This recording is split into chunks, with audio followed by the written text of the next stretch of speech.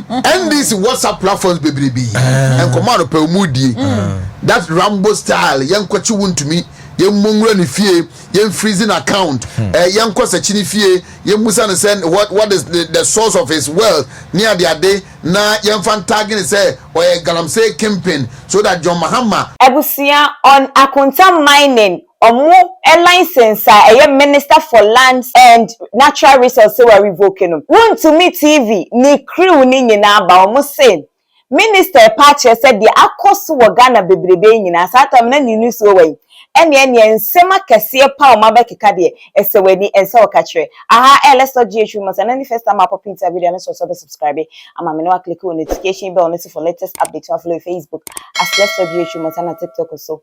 As let's talk ghtrends video I'm a for share any comments be awon waja e comment section e dey amame ebusia honorable Emmanuel Kofi Bua ni so obesu ye concerning Arrest asaredonko documentary awo ye was same galamsey akos wo Ghana won wa ka say party members ni Ghana mpanyufuo no mu bi ana omonsa e hya ase a waka ye mfininti ode hu documentary abeto abonti asesi ade Tano Numuri Forest Reserve and a ho aye pachache se e waye tantan ne utumi se Forest Reserve ye de si wo se ye de bo man hu ban no e ho nyina sei na Akunta mining na eye chema Wontumi ana ni din edaso eno ana omo boni ko edu denden se eye wono ana edi sa adwuma no na Ghana for ka say na say yo no a ene mu take action e what I say some be chido some dey be court some be any day o chema Wontumi so on several locations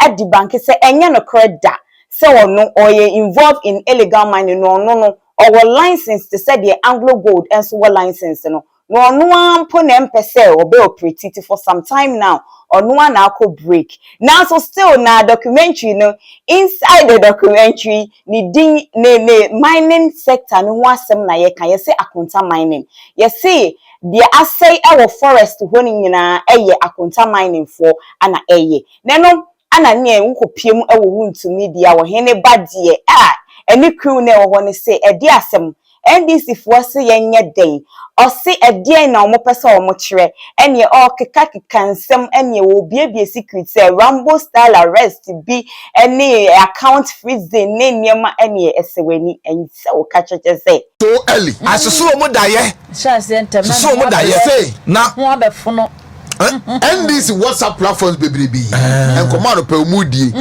that Rambo style young kwachi Wontumi yen mungre ni fie yen freezing account yen kwasa chini fie yen musa na send what is the source of his wealth near the day na yen fan tagging say or a galamsey kimping so that John Mahama will have a space so 120 no what they want 120 no percent amoda be attention and the 120 civil society organizations are John Mahama buy nyema phone kwase asema ekoso omem no timin kan wasema omunya akoda no they are coming to get their voices back gidi omunya be shase akasa bio na Wontumi I know mon ko wasem o de your papa no masofo bi be ka containers no wasem hey and another Archbishop Nicholas Duncan Williams was say 4 years they enfanya pay 4 years into me so what shall me say your papa no masofo bi say the papa no masofo bi won mu gi pay e Jubilee House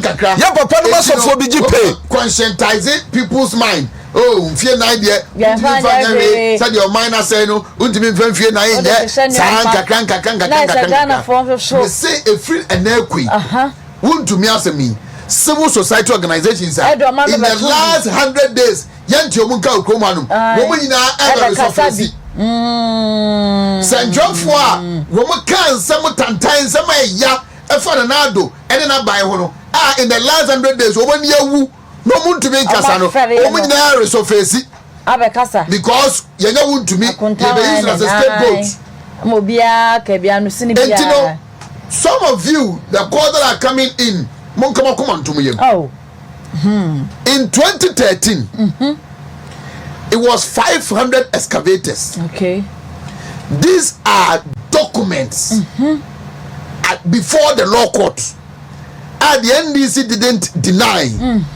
they didn't argue okay there were 500 excavators on legal mining site of Wontumi. Almost no. About 100 and so pickers. Almost no. Almost society sika ni gold near the almost society. They couldn't bring him down. And so no matter what, he's like fire. Oh yes. Udri rejemwa, obe remopie, and he'll be refined. And the party for now, most also for internal party politics. Money Okay, so be it.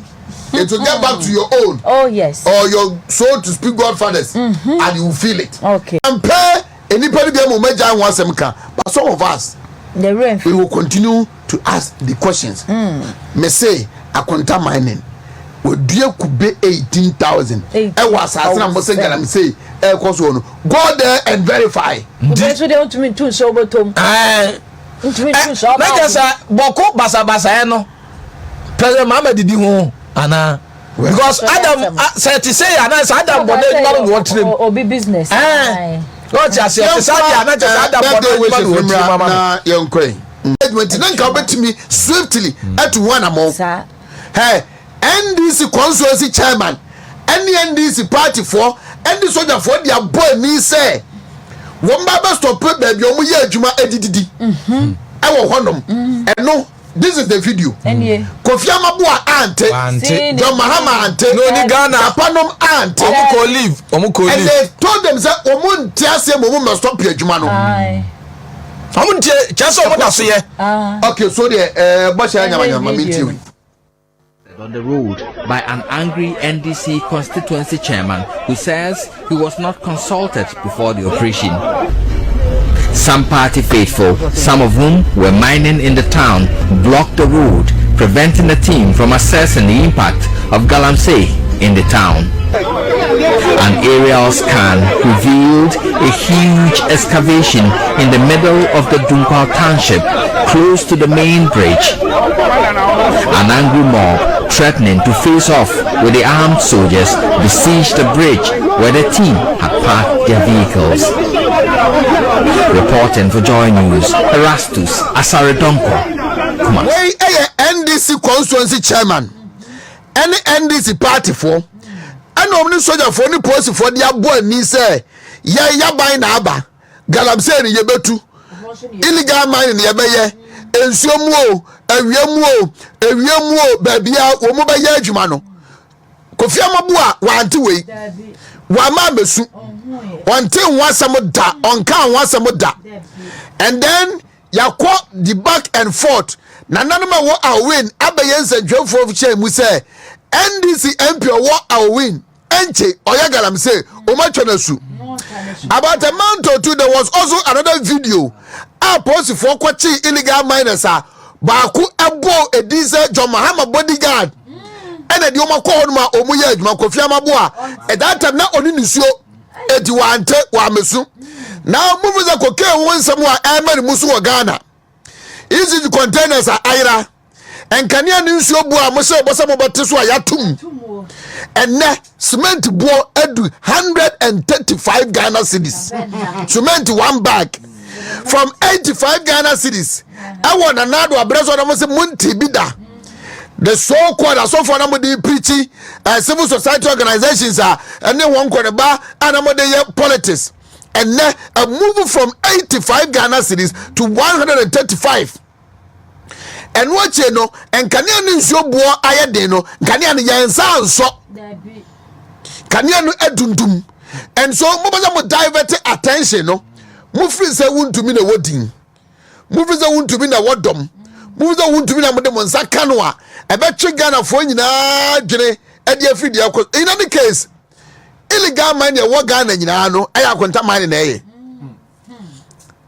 enti what about the others na no other na omu show video NDC MPs a wo mu eba na ebobo Galamsey site a e chese wo yo mu de ndise soldier for any police for koyo operation ma omu nkoho.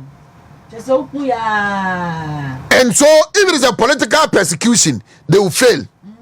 Abusiana said your Hiniba or canon or say ono die so ye chairman Wontumi anka ene kia ne ke wode ne na besi form anka honorable Emmanuel Kofi Buade obe make sure say ode ne be court na waba be clear ni din because entimi ma say obeka say oye involved in illegal mining wa bra okra license.